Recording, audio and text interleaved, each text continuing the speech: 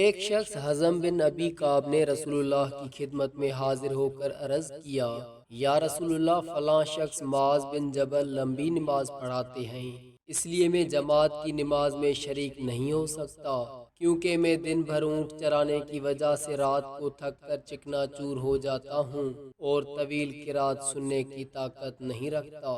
ابو مسعود راوی کہتے ہیں کہ اس دن سے زیادہ میں نے کبھی رسول اللہ صلی اللہ علیہ وآلہ وسلم کو واعظ کے دوران اتنا غضبناک نہیں دیکھا۔ آپ صلی اللہ علیہ وآلہ وسلم نے فرمایا، اے لوگو، تم ایسی شدت اختیار کر کے لوگوں کو دین سے نفرت دلانے لگے ہو، سن لو، جو شخص لوگوں کو نماز پڑھائے تو وہ ہلکی پڑھائے، کیونکہ ان میں بیمار، کمزور اور حاجت والے سبھی قسم کے لوگ ہوتے ہیں۔ صحیح بخاری حدیث نمبر 90۔ ایک شخص عمیر یا بلال نے رسول اللہ صلی اللہ علیہ وآلہ وسلم سے پڑی ہوئی چیز کے بارے میں دریافت کیا۔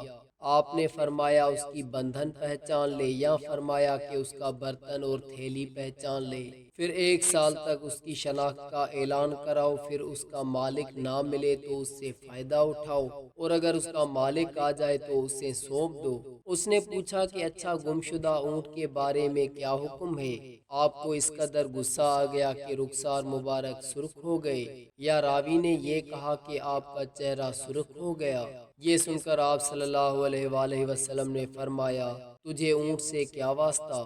اس کے ساتھ خود اس کی مشق ہے اور اس کے پاؤں کے سم ہیں، وہ خود پانی پر پہنچے گا اور خود پی لے گا اور خود درخت پر چرے گا، لہٰذا اسے چھوڑ دو یہاں تک کہ اس کا مالک مل جائے۔